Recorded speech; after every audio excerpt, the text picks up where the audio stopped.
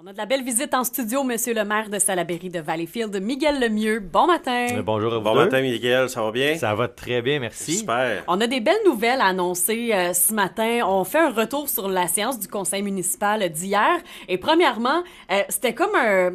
En tout cas, moi, je savais ce qui allait se passer à cet endroit-là, mais je pense que les fans de sushi vont être contents par ce qui s'en vient sur la rue Victoria. Oui, exactement. Donc, le restaurant Sushi Taxi, dont on a accepté hier, tout ce qui était pour l'affichage extérieur, là, puisque c'est dans une zone qu'on appelle PIA, que le conseil doit accepter. Donc, une maison victorienne, là, où était auparavant le salon d'esthétique Sylvie Leboeuf, qui déménage quelques mètres plus loin.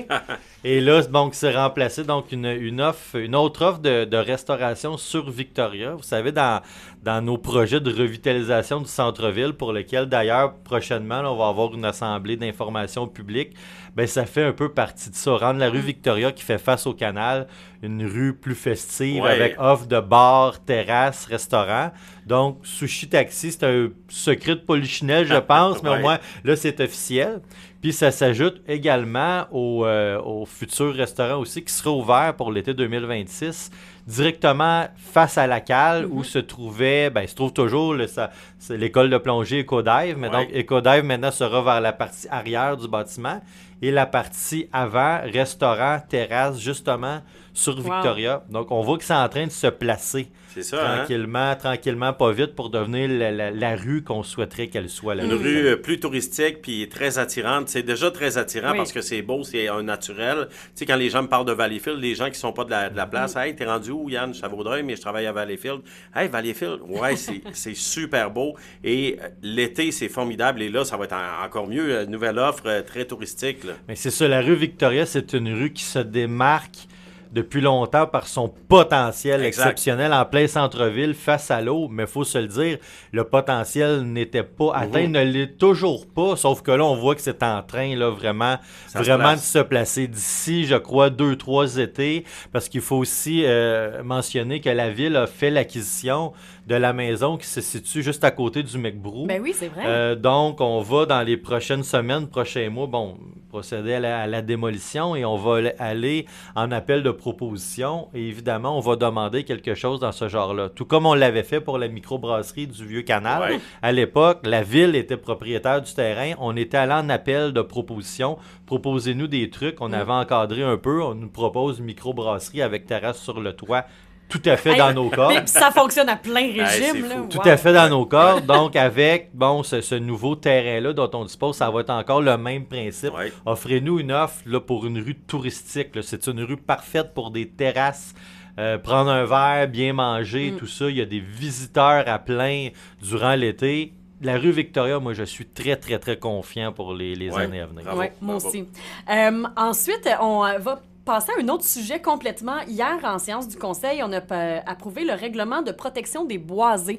Peux-tu nous expliquer, là, parce que c'est quand même assez important d'en parler. Oui, en fait, c'est un premier projet de règlement qu'on a adopté. L'adoption officielle se fera le mois prochain. Il y aura entre les deux une séance de consultation publique.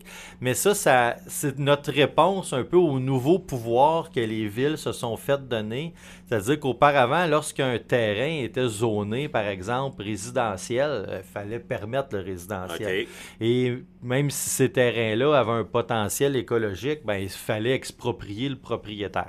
Là, une nouvelle loi nous donne nous donne pas tous les droits, mais nous donne une plus grande marge de manœuvre. De nouveaux outils. Exactement. Ouais. Donc, lorsqu'on arrive à prouver la valeur écologique claire, là, donc on appelle ça un potentiel écologique d'intérêt d'un terrain, on peut maintenant le protéger. Et donc, selon la valeur, ça peut aller d'une protection intégrale à une protection partielle. Et pour ce faire, donc, on a besoin d'études. Donc, c'est ce qu'on a fait au cours de la dernière année. On a des études de biologistes. On s'est fait encadrer par des avocats spécialisés aussi dans le droit de l'environnement et le droit municipal pour nous guider là-dedans. Donc, tous les terrains qui sont zonés développables, qui appartiennent à des intérêts privés. Évidemment, les nôtres, on les a déjà protégés. On ne va pas se poursuivre nous-mêmes. Ceux qui appartiennent à des intérêts privés, on les a fait évaluer. Et plus le potentiel écologique est grand, plus on peut les protéger. OK. Donc, ce qu'on a, le premier projet de règlement qu'on a adopté hier, ben ça va de la protection justement intégrale dans des milieux qui sont boisés avec milieux humides, tout ça. Donc, au lieu d'avoir des rues, ce sera une protection complète.